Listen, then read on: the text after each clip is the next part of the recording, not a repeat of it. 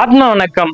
இறந்த உடலை நமக்கு தெரிஞ்சவங்க யாராவது இறந்தாலும் சரி, இல்ல நம்மளுடைய குடும்பத்துல யாராவது இறந்தாலும் சரி, அவங்கள பல நாட்களா பல மணி நேரமா ஐஸ் பாக்ஸ்ல வச்சுட்டு இருப்போம். இது சரியா? நம்மளுடைய குருமார்கள் இத பத்தி என்ன சொல்லியிருக்காங்க? இறந்த உடனே தலையில ஏன் முதல்ல தீ வைக்கிறாங்க? அது மட்டும் இல்லாம இறந்து போனவங்களுடைய உடல்ல இருந்து ஜீவாத்மா பிரிஞ்ச உடனே 15 நாட்கள் சூட்சமமா நம்மளுடைய குடும்பத்துல சுத்திட்டு இருக்கோம். அப்போ இந்த மாதிரி துன்புறுத்தத்தால் அவங்களுடைய அந்த ஒரு மனது எப்படி வேதனைப்படுது, இத பத்தி எல்லாம் என்னுடைய குருநாதர் அழகா உங்ககிட்ட சொல்ல போறாரு. அது மட்டும் இல்லாம உங்களோட லைஃபுக்கு தேவையான விஷயங்கள், உங்களுக்கு எந்த விஷயத்திலே சந்தேகம் இருந்தாலும், அது கிரியா யோகம் ஆகட்டும், தியானம் ஆகட்டும், இல்ல நம்மளுடைய வாழ்க்கையில வர கஷ்டங்கள் ஆகட்டும், இத பத்தி எதை உங்களுக்கு சந்தேகம் இருந்தாலும் கீழே என்னுடைய குருநாதர் நம்பரையும் என்னுடைய நம்பரையும் டிஸ்கிரிப்ஷன்ல கொடுக்குறேன். நீங்க தாராளமா கான்டாக்ட் பண்ணலாம். ஸோ இந்த வீடியோவை ஸ்கிப் பண்ணாம பாருங்க. உங்களுக்கு தெரியாத பல விஷயங்கள் தெரிஞ்சுக்கலாங்க. ஒவ்வொரு விஷயமும் இது எல்லாரும் தெரிஞ்சுக்க கூடிய விஷயம். அதனாலதான் உங்களை முழுமையா பார்க்க சொல்றேன். வாங்க வீடியோக்குள்ள போலாம். ஓம் கிரியா பாபாஜி நமோ. குரவே சர்வலோகானாம் விஷஜே பவரோகிணாம் நிதயே சர்வ வித்யானாம் ஸ்ரீ தட்சிணாமூர்த்தயே நமக. பாபாஜி ஆசிரமம், திருப்பனங்காடு. இன்று நாம் சொல்ல போகும் முக்கியமான விஷயம், இறந்தவர்களை சித்திரவதம் செய்ய வேண்டுமா? கேட்குவதற்கே நன்றாக இல்லையே. ஆனால் அதுதானே இன்று நடைமுறையில் பல இடங்களிலும் நடந்து கொண்டிருக்கிறது. இது தெரிய வேண்டுமானால் நமது இறப்பை பற்றி கொஞ்சம் தெரிய வேண்டும். என்னவென்றால், இறப்பு என்பது என்ன? ஒரு மனிதன் என்றால் அவனை 3 பாகங்களாக பிரிக்கலாம். ஒன்று, நாம் பார்த்து கொண்டிருக்கும் உடல். இரண்டாவது மனது. மூன்றாவது ஆத்மா என்ற ஈஸ்வரன். அந்த ஆத்மா என்ற ஈஸ்வரன் சர்வ வியாபி. மனதும் உடலும் தான் இங்கே வேலை செய்து கொண்டிருக்கிறது. இந்த மனதையும் உடலையும் சேர்த்து வைக்குவதுதான் பிராணன்.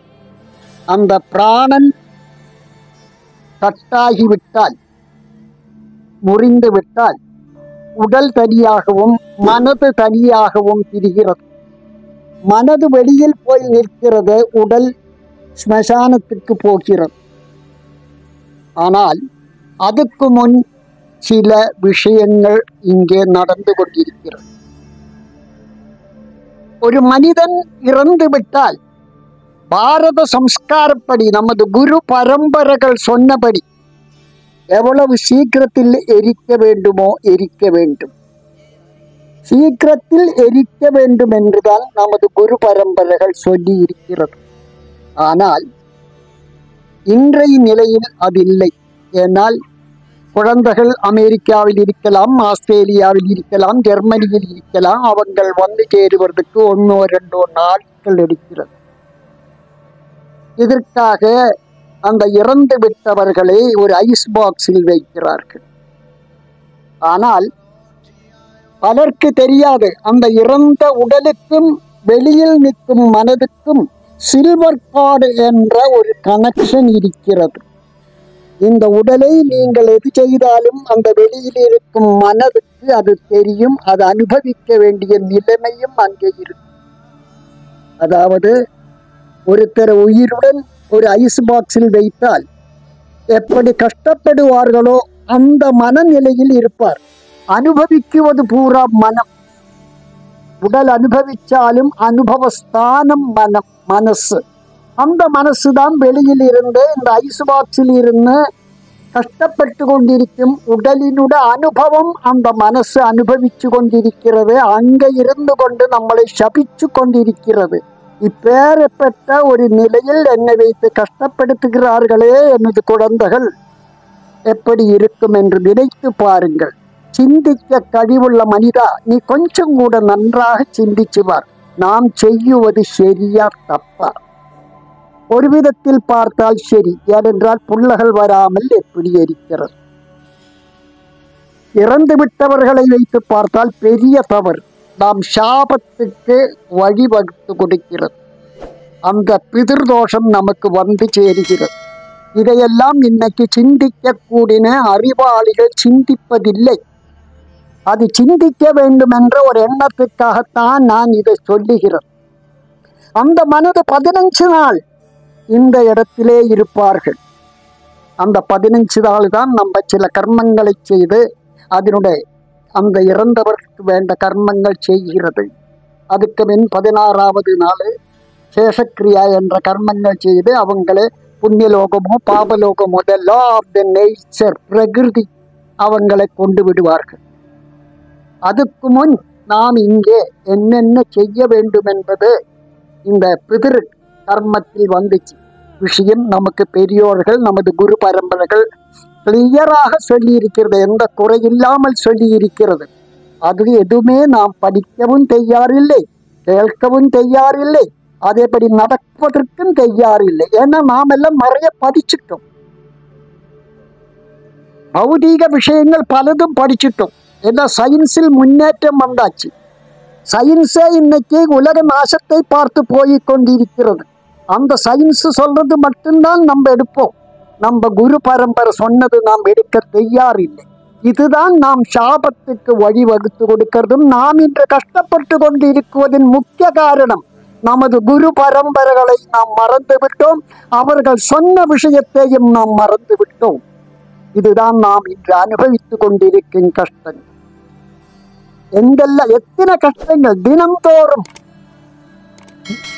இந்த உலகத்தில் எவ்வளவு கஷ்டங்கள் நடக்கிறது, எவ்வளவு பிரகிருதி கோபங்கள் நடக்கிறது.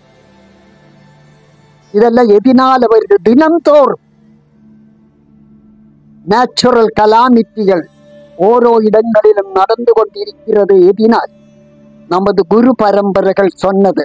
பாரத சம்ஸ்காரத்தில் வந்த விஷயங்களை நாம் எடுக்க தயாரில்லை. நாம் மற்ற சம்ஸ்காரங்களை எடுத்து வழி தவறி போய் கொண்டிருக்கிறது. அதுபோல் இந்த இறந்தவர்களையும் நாம் ஐசுபாத்தில் வச்சு கஷ்டப்படுத்தி கொண்டிருக்கிறது என்றது நமது குரு பரம்பரைகள் சொன்ன விஷயத்தை படித்து பார்த்தால் அறிவாளிகளுக்கு தெரியும், மனிதர்களுக்கு தெரியும். இதெல்லாம் இன்னும் நிறைய விஷயங்கள் இதில் பேச வேண்டியது இருக்கிறது. அதனால் நான் உங்களுக்கு ஏதாவது சந்தேகம் இருந்தால் இந்த நம்பரில் தாராளமாக நீங்கள் எந்த கேள்விகள் வேண்டுமானாலும் கேட்கலாம். இன்னும் இந்த மாதிரி விஷயத்தை அடுத்த எபிசோடிலும் சொல்லலாம். இந்த விஷயங்கள் எல்லாம் கருட புராணத்தில் நன்றாக விவரித்திருக்கிறார்கள். நமது எல்லாம் அதாவது வேதங்களில் சொன்ன விஷயம் நமக்கு புரியாத சீக்கிரத்தில். அதற்காகத்தான் புராணங்கள் வந்திருக்கிறது. அந்த புராணங்களில் கதையாக சொல்லி இருக்கிறது. அதே விஷயம் பகவத்கீதையில் வந்திருக்கிறது, உபனிஷத்துக்களில் வந்திருக்கிறது. இதெல்லாம் கொஞ்சமாவது நாம் படித்து பார்த்தால்தான் பாரத சம்ஸ்காரத்தினை பற்றி கொஞ்சமாவது நமக்கு தெரியும் என்று சொல்லிக்கொண்டு ஓம் ஸ்வஸ்தி பிரஜாப்யாம் பரிபாலயந்தி நியாயேன மார்கேண மகிம் மகேஷாம் கோ பிராமணேப்யோ சுபமஸ்து நித்யம் லோகா சமஸ்தா சுகினோ பவந்து லோகா சமஸ்தா சுகினோ பவந்து லோகா சமஸ்தா சுகினோ பவந்து. ஓம் சாந்தி சாந்தி சாந்தி.